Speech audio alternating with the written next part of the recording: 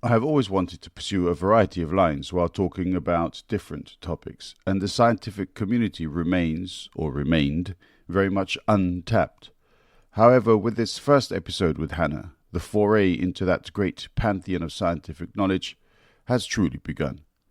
We jump into SETI and the search for alien life. We look at the Fermi paradox. Hannah presents her essay, which goes into detail about why she put so many different theories together, including game theory and a theory of evolution, and how they correlated in some ways to enable her to draw certain conclusions. The background topic that we are discussing is Jijin Liu's three-body problem. It is a fascinating discussion and of the type I would love to engage further. Thank you, Hannah, for your time. Turn the mic clocking out. Enjoy.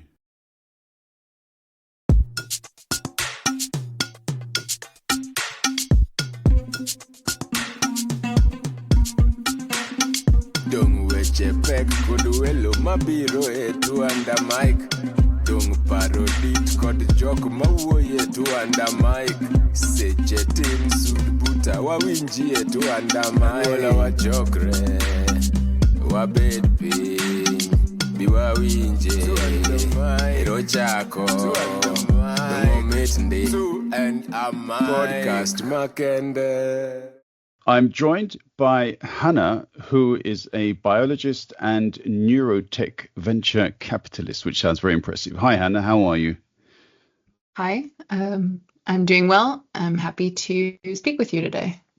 Yeah, it's been some time since we first met, which was at Ty's birthday, and it's always good to give Ty a shout out because he also has so many interesting friends, and you are one of the top among that particular pile. So thank you to Ty for introducing us.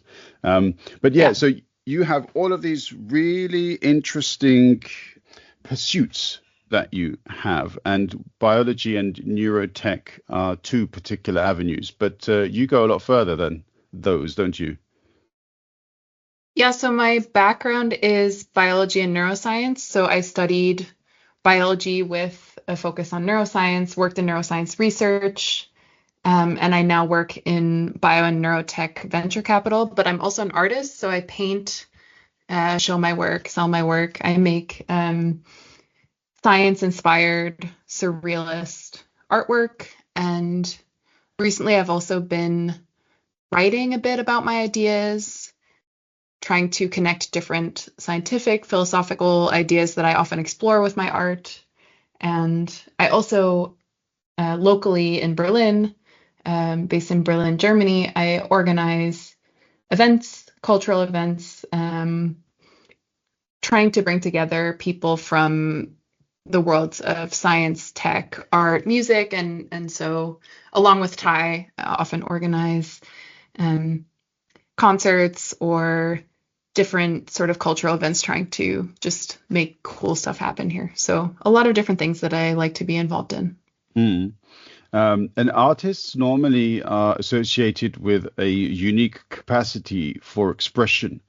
Scientists, on the other hand, are far on the other side of that particular scale, as it were, in with regards to ability to express themselves. This is the sort of popular view that people have. Scientists very intelligent, but don't know necessarily the best way to communicate this to the average person.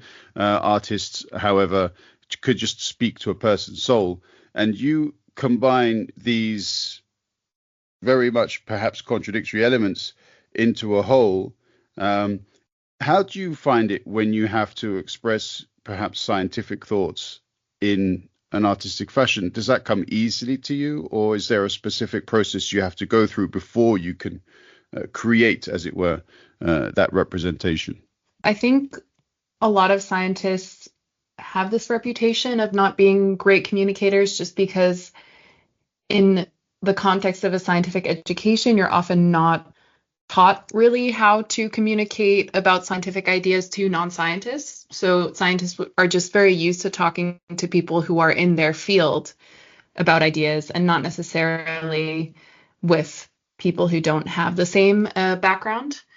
But I would say part of the reason that I like my job in bio and neurotech VC is that I'm often bridging this gap between scientists and business people, for example, and having to take scientific concepts, learn them, and be able to break them down and explain them clearly to non-scientists. And with art as well, I think a lot of the motivation that I have for making art with scientific themes is that there's a lot of beauty in science that scientists are not always able to share with non-scientists. So if you ask a scientist about details of their research or about, maybe this one type of cell that they spend years investigating or this one type of protein, you'll often get them to talk really passionately about why it's so fascinating and it's so beautiful.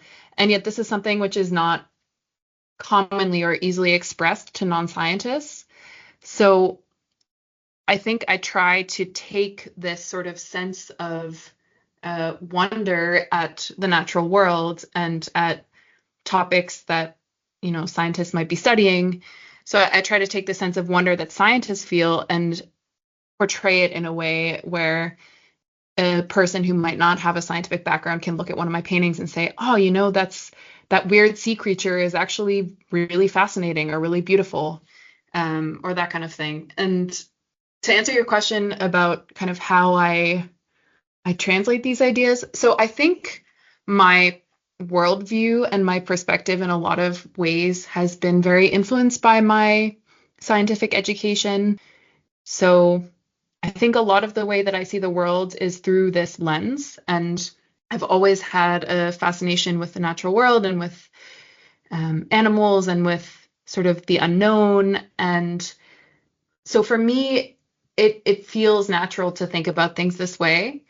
And I don't necessarily feel like I need to go through a lot of extra steps. I think one thing that maybe makes my art more accessible than the equivalent of reading about scientific topics is that I do like beautiful art. So I try to make something that is also aesthetically pleasing. Not all artists feel this way, which is also valid. There are a lot of artists that don't try to make beautiful art, but I do like things that I think are beautiful. And so I try to combine these ideas and topics into my paintings in a way that, you can look at it and you can see the underlying concepts and you can sort of interpret it at different levels, but you can also just look at it and be like, oh, that's pretty. So I think for me, it's important that I actually have these multiple layers, which maybe make it a bit more accessible. At first glance, it's not jarring or ugly to look at, I hope. But, if you stare at it a bit longer, or you come with a particular perspective, then maybe you can find some deeper ideas in it. So. Yeah, I mean, I've seen a couple that you've put up on your Instagram account, which if you're okay with, maybe I can share in the podcast notes as well, so other people can also see some of your work. Yeah, sure. I also have a website. Yeah, then that would be just as good then to share a link of what do you also sell some of your art, or is that not quite the point? You do. Okay, cool. Yeah, I do. I sell my work and I show in galleries and exhibitions. Well, okay. All right, cool. We're also going to talk a bit now, if possible, about some of your writing. So based upon the inspirational topics, or the topics of inspiration that you have, you also produce articles, and we're going to go slightly deeper into at least one of your articles on this occasion. And you said there that writing is something that you've only recently got into. Is there something about putting your thoughts down in a text which gives you a certain sense or a certain satisfaction? Is there a certain process that you go through for producing these texts? Yeah, the reason that I started to write sort of recently is that I have a lot of ideas that I maybe touch on in my art, or I have discussed with friends, or I've just thought about myself and come to sort of my own conclusions about, but I have never fully developed and put down in a way where I could share them with others. And so I find that writing about some of these ideas, especially because I have a lot of ideas that seem very disconnected or interests that seem really wide ranging. And so if I'm able to go through the process of deciding, okay, what are the ideas that I like to explore in my art or that I think are worth discussing, that I could actually make particular arguments about and write something that's coherent about them. The process itself helps me make sense of my thoughts and of my worldview. And I guess I see it as another way of exploring ideas that I often do touch on in my art. And also, being able to just order my thoughts about things that maybe I would talk about with friends, but never go deeper into. So my process, because of my scientific education, we are generally taught when studying science that you are writing things very much based on citation. So you make sure that every claim you're making that is not common knowledge is cited. And so what I found really interesting, I've only written 2 articles so far, but what I ended up doing for these was I had ideas that I had been sort of thinking about for a while, and then I started to write some notes down and then dive into other sources. So I wanted to make sure that, okay, these ideas that I have in my mind, are these really backed up by evidence, by other people's thinking? Can I construct an argument that is not just coming out of my own head, but actually references other sources? And so this has been really interesting and a way for me to kind of check the validity of my own ideas. And I find it a really liberating way to write because, in the end, I'm expressing ideas that I have, but if someone makes critiques of my writing, which I very much invite, and I like to be able to discuss these ideas with other people, I hope to be able to say, okay, I see your point. These are the particular sources that I read that led me to this point. Like I can be able to explain my thinking and just express more clearly how I got there. Yeah, I'd say it's a very rewarding process in terms of just clarifying my thoughts and trying to make sure that they're all backed up with evidence or other sources. I go through a slightly similar process when I come to planning like podcasts. I don't always have the benefit of having a guest such as yourself.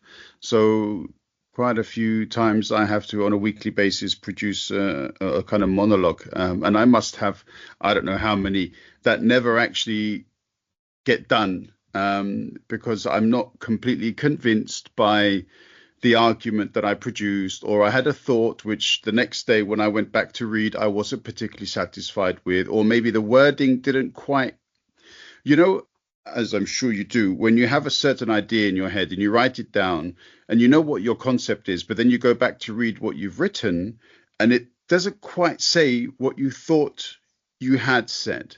Now, this is why I think that somebody such as yourself who writes these articles and who has them published in the way that you have takes a certain degree of courage.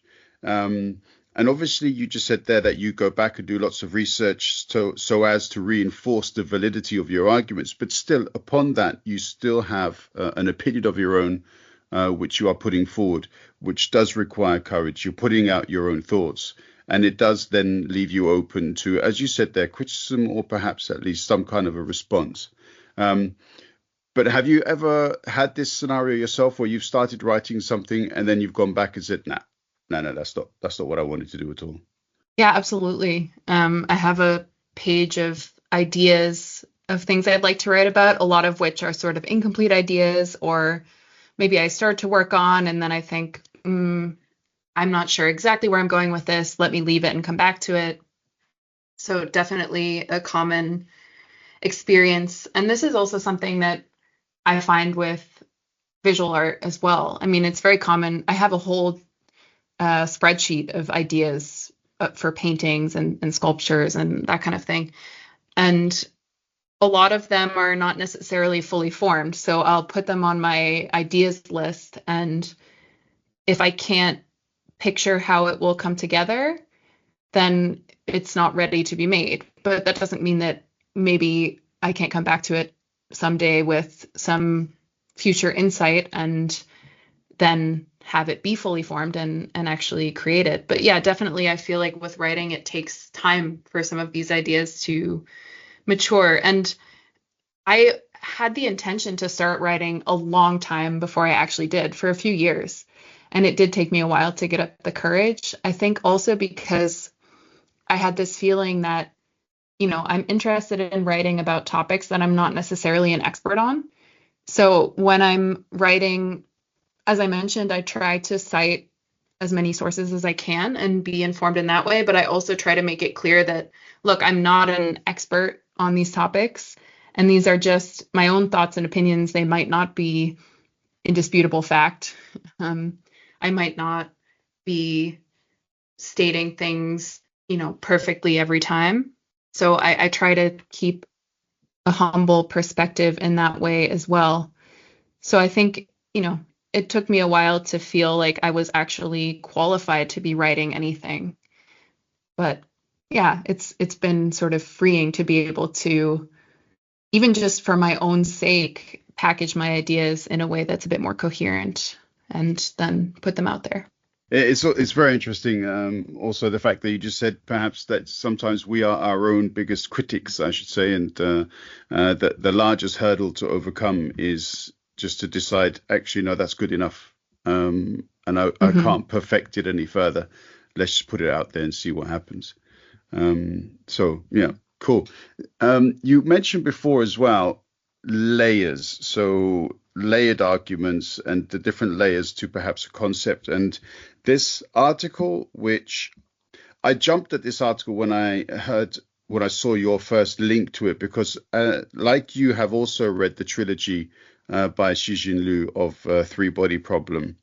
I have as well, and I couldn't get through the books the first time I read them, but a couple of years later I did, and I absolutely loved what I read thereafter. So I don't know what happened the first time around, but anyway, sometimes that's how it works. And in this article, you also have layers. There are at least three particular theories which stand out for me. I mean, it's possible that within the article you have a few more theories as well. But rather than have me talking about your article, it makes so much sense to ask you to do so because it's your article. Do you want to talk a bit about what inspired you, and then also how you constructed the argument that you did throughout the article, which I find fascinating, and I'd love to get into a bit of a debate about what I see as the three particular theories that form the structure. Sure. So in general, I love sci-fi, and I think part of the reason that I find it so interesting is sometimes people have this idea that sci-fi is all about technology or sort of non-human qualities, but I find it a really interesting way to explore humanity in completely new contexts. So I think what's interesting about Three Body Problem for me is how much it looks at how humanity would react in particular situations that, we haven't yet been faced with. And so, of course, I love the technology and the science aspects as well, but I think it's a really interesting way of just exploring human nature by changing up the setting. So one of the things that I really enjoyed about Three Body Problem specifically is the way that the books take you along with the characters in their reasoning about what is happening throughout the story. So you're kind of trying to figure out using logic and using rationality alongside the characters, what the best course of action would be, what's happening, and why. And so I really liked this sort of line of being able to follow the characters' logical thinking throughout the series. And when I was reading, there's this concept in the book, I think it's in the second of the series, the Dark Forest, where it's actually called the Dark Forest theory, which is a possible solution to the Fermi paradox. So the Fermi paradox is the idea that there's likely to be intelligent life out in the universe. You know, as I started my article, there are 2 trillion galaxies in the observable universe with 50 sextillion planets that may be hospitable to life. Life on Earth is only 3.7 billion years old, so that's a quarter of the age of the universe. And it's gone from single-celled organisms to large-scale, complicated societies in that time. So you would think, just with the numbers of potential habitable planets out there, you would think that there would be lots of other life around as well. And so the Fermi paradox is essentially asking the question, it's the apparent contradiction between, okay, it seems like there would be a high likelihood of intelligent life. Why have we not had any contact with such civilizations? And so this is a concept which is addressed in the 3 Body Problem series with the Dark Forest theory. And when I was first reading about this, what drew me to it was the idea that this was something I'd never considered before, even though I was very familiar with the idea of the Fermi paradox. And, you know, I'm a science fiction fan. I love to think about the universe and what alien life might look like. And yet, you know, this was a theory that was new to me. But at the same time, looking at how it was logically constructed, it seemed so self-evident. So, you know, that doesn't necessarily mean that it's correct, but it means that from very simple assumptions, you can very quickly get to this theory that has wide-ranging implications for all of life in the universe. And this is a sort of type of logical reasoning that really reminded me of the theory of evolution. So I always really liked evolutionary biology. I really enjoyed learning about it when I was studying. And the theory of evolution is really a framework for understanding all of biology and all of life. And similarly, it comes from very simple, essentially self-evident principles that when you take them to, you know, the extreme of, okay, let's see what happens over a long period of time, it gives you this entire framework for understanding all of life. And this idea of taking very simple ideas and then being able to take a few logical steps and make vast predictions about the state of life or the universe really seemed familiar to me when I was reading about the Dark Forest theory. So this is what led me to originally being interested in this. So let me explain briefly what the Dark Forest theory is, I guess, so it's clear. So the Dark Forest theory, it comes out of 2 axioms of cosmic sociology, which are, 1, survival is the primary need of civilization, and 2, civilization continuously grows and expands, but the total matter in the universe remains constant. And then one of the characters from these 2 axioms extrapolates kind of the idea of the chain of suspicion. So one civilization becomes aware of the existence of another civilization. It cannot necessarily know whether it's friendly or not. And technological explosion, which refers to the idea that one alien civilization may be more technologically advanced than another at a given moment in time, but this might not remain the case because technical advancements can occur really rapidly. And so this essentially leads to the Dark Forest theory, which says that the most rational way for any species in the universe to react to the discovery of another is to immediately eliminate it. And because of this element of the theory, the most reliable way for a species to survive is to essentially hide their own existence.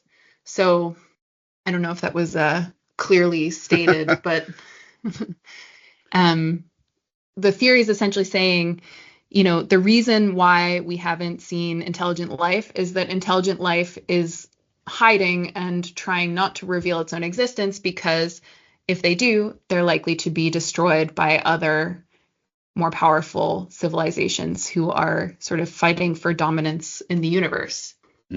And yeah, so when I was hearing the characters, Luoji's reasoning for how he got to this theory, as I mentioned, it just, the idea of these very simple ideas leading to wide-ranging implications was reminding me of the theory of evolution. And so that's why I wanted to explore this further. And, I had mentioned this before to some friends who I had discussed the book with and thought, hey, it reminds me of some ideas in evolution, but I wanted to sit down and really break down, okay, how similar is it? What are the theories that are sort of feeding into this idea of the dark forest theory? And that's how I came to write about the ways that evolution plus game theory combine to form the dark forest theory.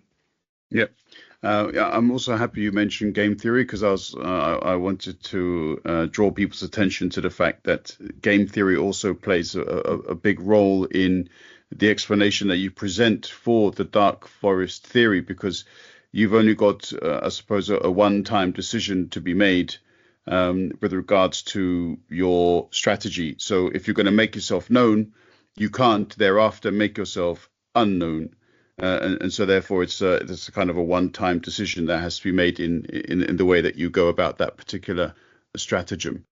When you were looking at, because when I came across, I should say, the dark forest theory first time around, I thought to myself, okay, this must be quite new, because SETI has been advertising the existence of human life on Earth for a very long time. So therefore, this wasn't around back then, as it were. Otherwise, maybe they'd have thought about how they would go about the particular tasks that they have. Seeing as SETI has already laid out the beaker of advertising that, hello, we are here, are you a believer that other life exists in the universe? And if you are, why do you think they've ignored our call? Yeah, just briefly touching on the mention of game theory, I sort of came to this concept through my feeling that there were commonalities with the theory of evolution. And then when I was looking into the construction of the dark forest theory, that's when I came to game theory. So I was looking at the theory of evolution and thinking, okay, there are some commonalities here, but it doesn't actually explain the whole theory. And game theory is something that I'm not an economist, so it's not something that I had already learned deeply about.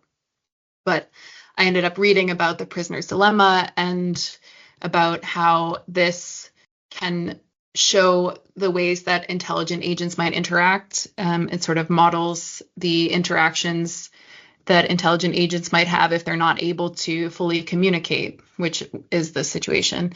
And so then through the process of writing this article, I learned about game theory, or the prisoner's dilemma specifically, and ended up including that in my argument as well. But yeah, in terms of, so I would mention that the dark forest theory is really well expressed in the books, but I don't think it was the first time that these ideas were ever expressed.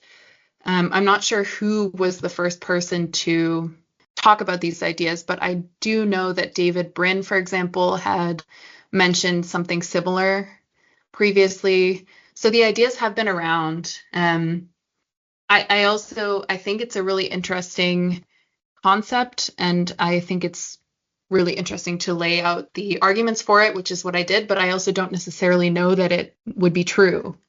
And I think we can't necessarily know. Hmm. But I do think that there's likely to be other life in the universe. I do think most of it is probably not what we would consider intelligent life, although there can be another debate about what we consider intelligence to be.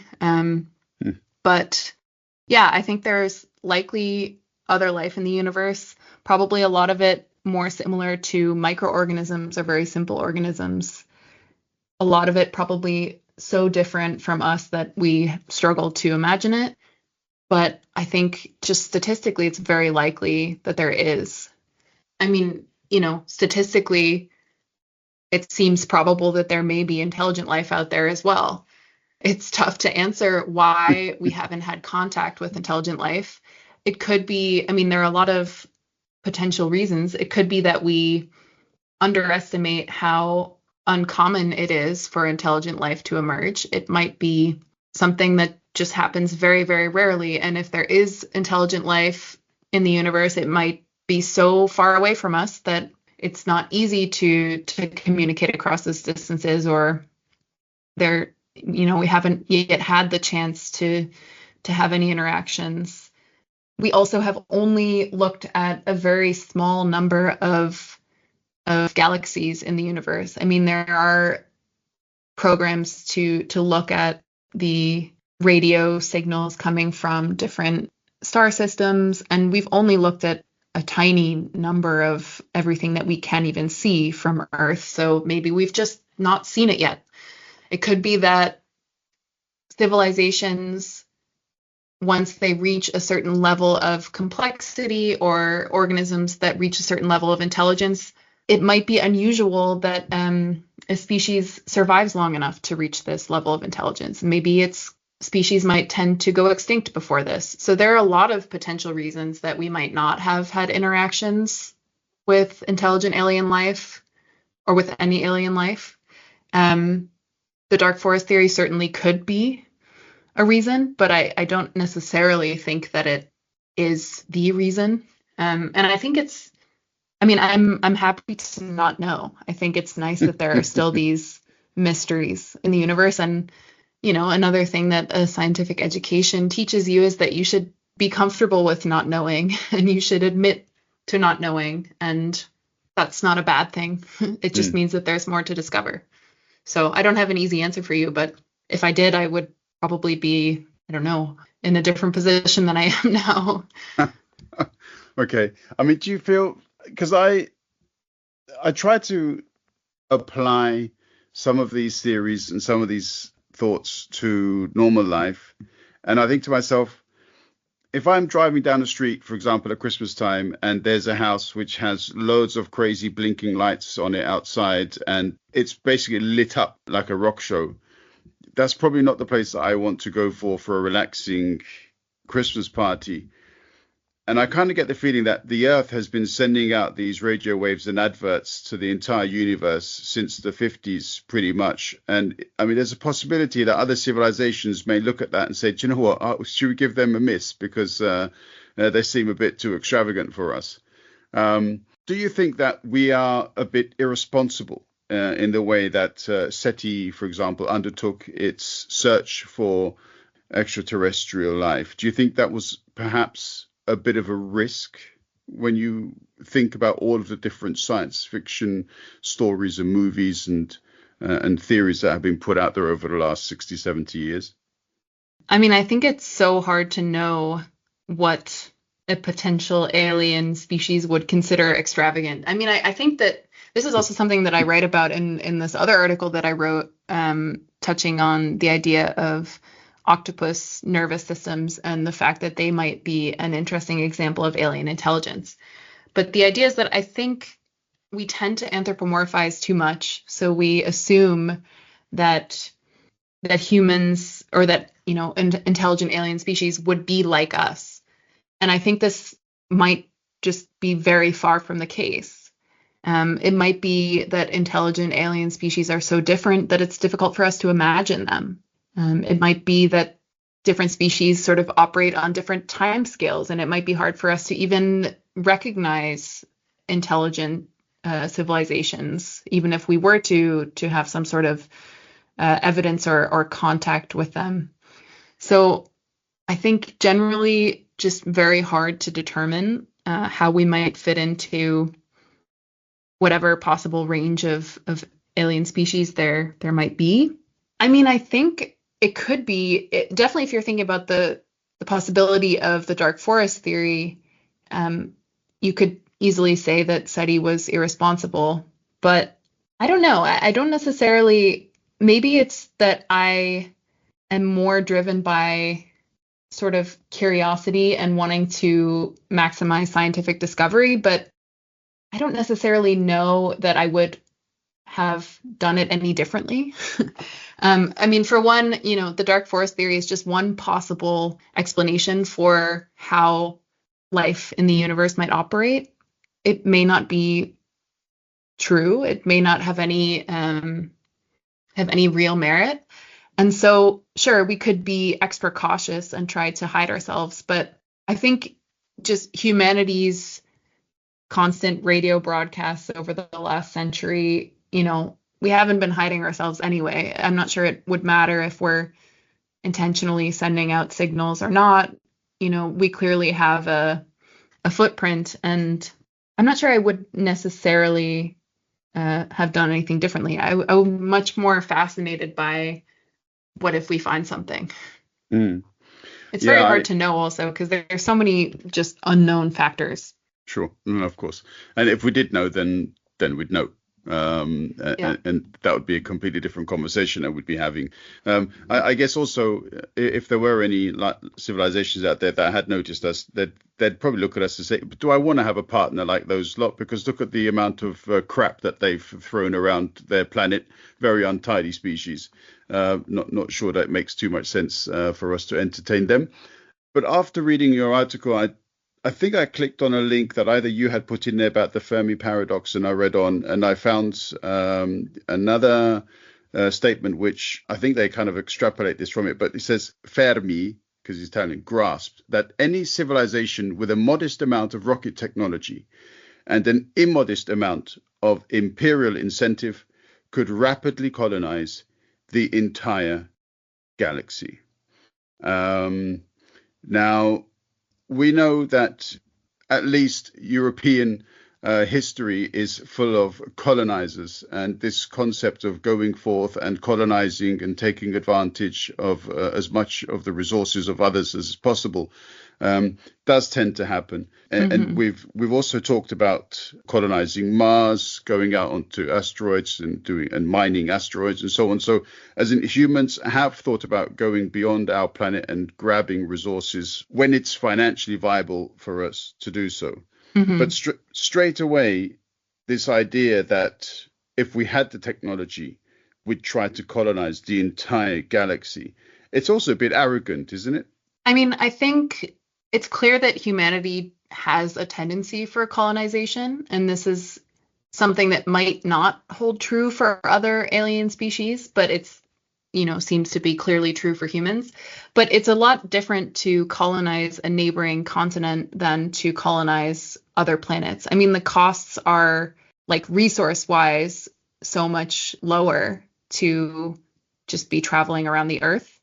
And to the point where, I mean, for one, you could say it's arrogant because we might never have the technology that makes it easy enough and viable enough for us to do this, but it might also just not be worth it. Like, sure, it's fascinating to travel to other planets and to learn about other solar systems, to explore the galaxy. I'm all for that, but it might not make sense from just a cost perspective. If you look at the reasons that humanity has colonized other continents throughout, our history, it definitely makes sense from a resource perspective. But space travel is such a just technologically more difficult challenge that, at least at the moment, in the near future, it's not likely to make sense resource-wise. But at the same time, I think we tend to assume, well, humans have this desire to keep colonizing, so other species probably would as well. But this might not be true. I mean, I mentioned in the article that I wrote at the end, I mean, I wanted to lay out the the ideas behind the dark forest theory, but also mention the reasons why it might not be accurate. And I think when we're looking at the prisoner's dilemma and the dark forest theory as it's laid out in the books, we're assuming human-like behavior. But this may be a false assumption. So if you look at even very closely related species, so I laid out the example of chimps and bonobos, which are two species of great apes really similar to humans. So they're both, they have over 99.5% of their DNA in common and have about 99% of their DNA in common with humans. And yet they have very different social dynamics. And this came about because it's not necessarily fully known, but it's theorized that bonobos evolved in areas that were a bit more resource rich, where there was less competition for resources, and it was more beneficial to have, less murderous violence and more sort of cooperation. This doesn't mean that there is no violence among bonobos, but lethal violence is much less common. Whereas chimps, it's very common that chimps will murder each other, essentially. And chimps evolved in an environment with a lot of resource scarcity where the only way to survive was by being really, ruthlessly violent. And so you can look at these species which are so similar in a lot of ways, and yet they have very different social dynamics, where one is a lot more peaceful. Maybe there's some violence, but they're not really killing each other all the time. And another one is very violent. And, we tend to assume that, other species are likely to be as violent or as competitive as we are, but maybe, we can't know how different an alien species might be from us. Maybe they evolved in their own way in an environment that had very different external factors and just doesn't lead to them having behavioral patterns that we would consider human-like.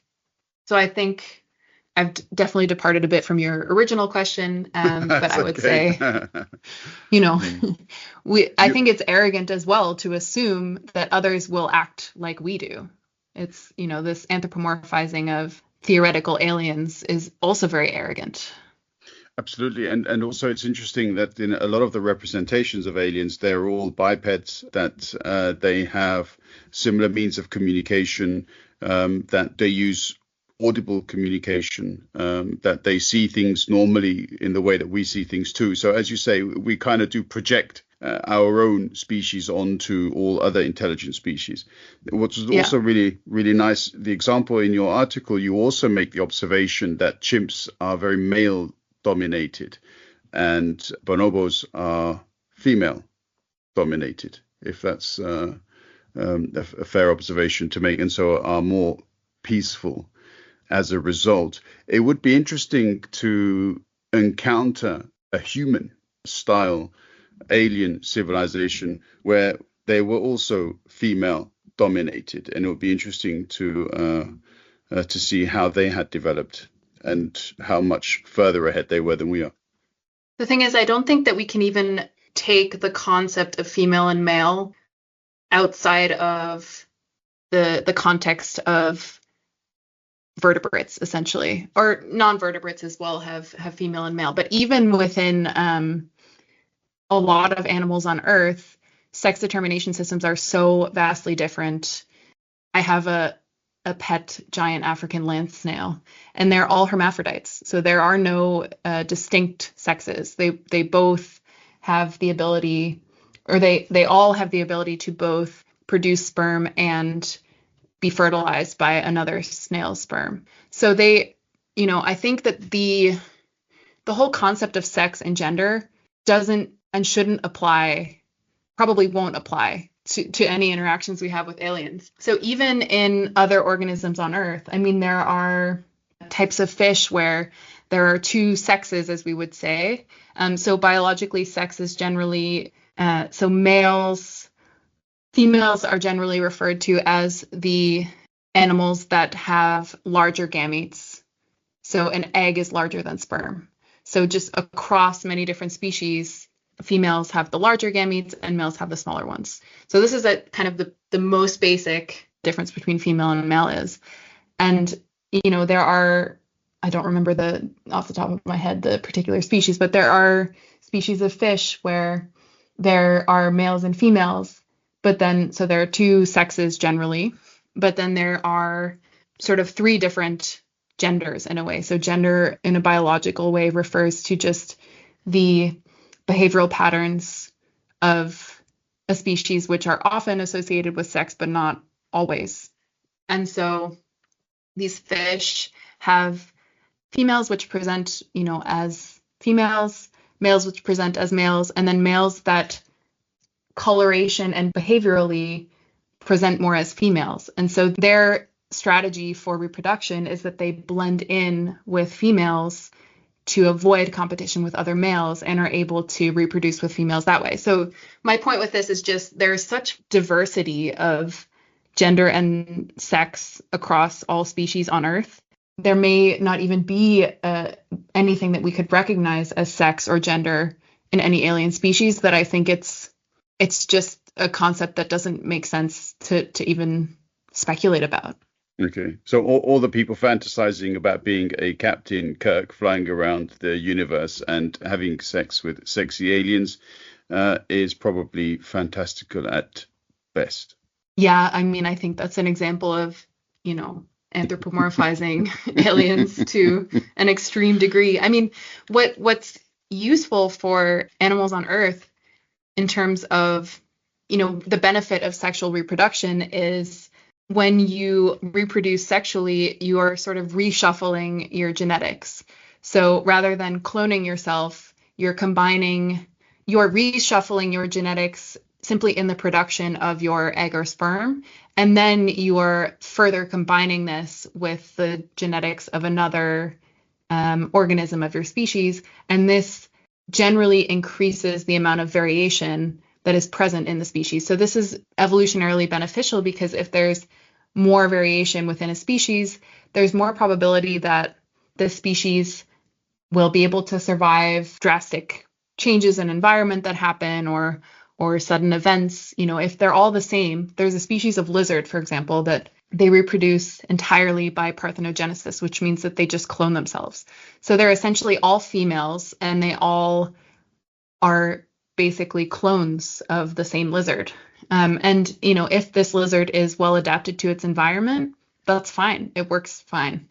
But if there are changes in the environment, and yet there only are copies of this one lizard and no way to introduce any other variation into the population, it's probably more likely to go extinct. Whereas, if there's a population of, I don't know, a plant that is really varied and you have some that can survive on little water, some that can survive on a lot of water. Maybe in its normal environment, you can have all this range. It's fine.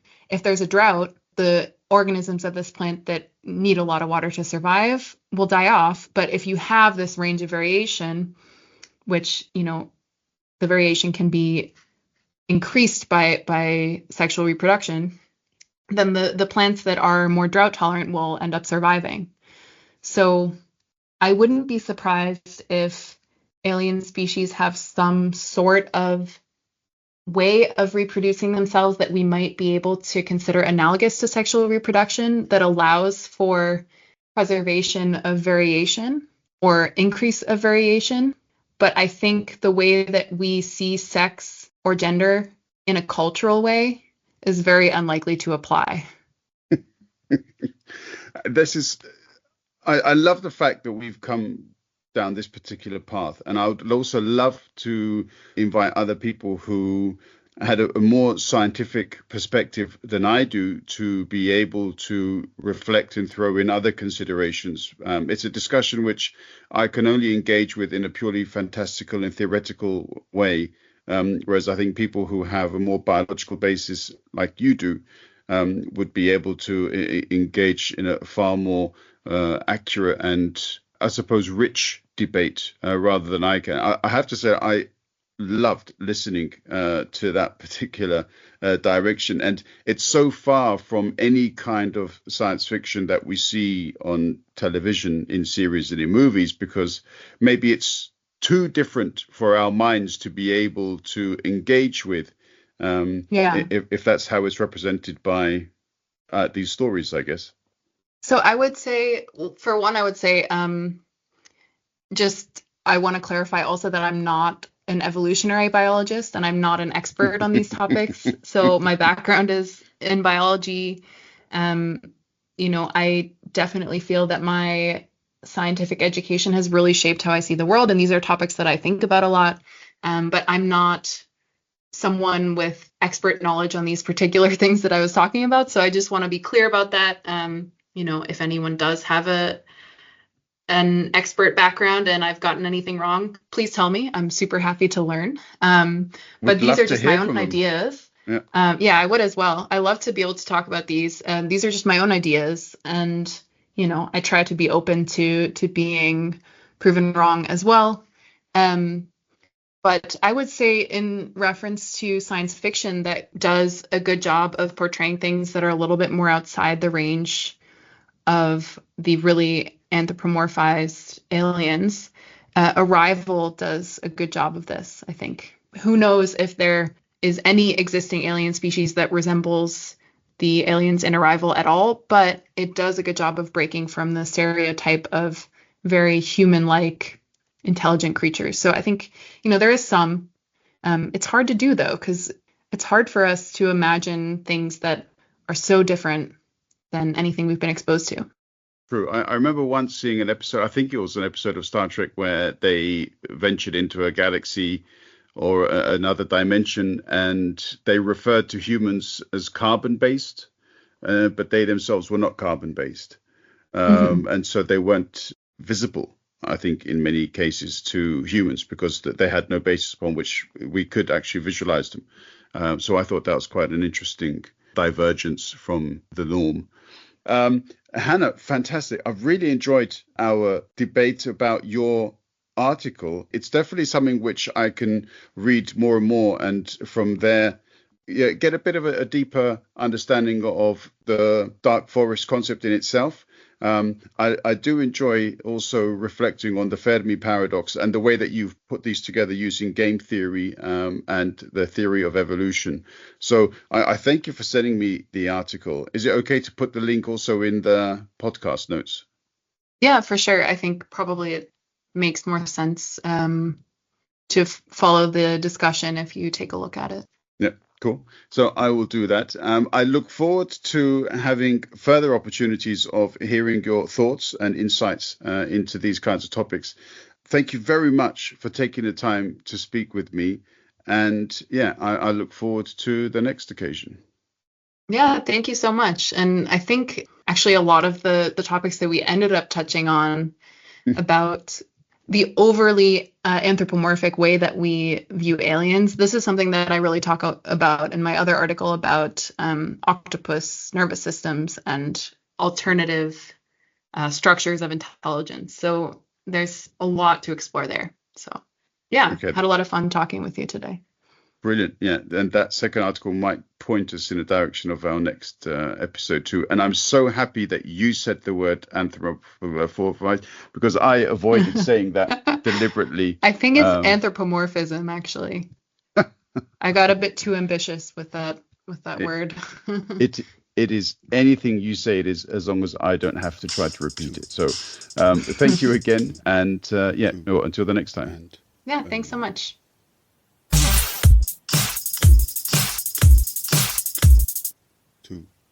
And mic.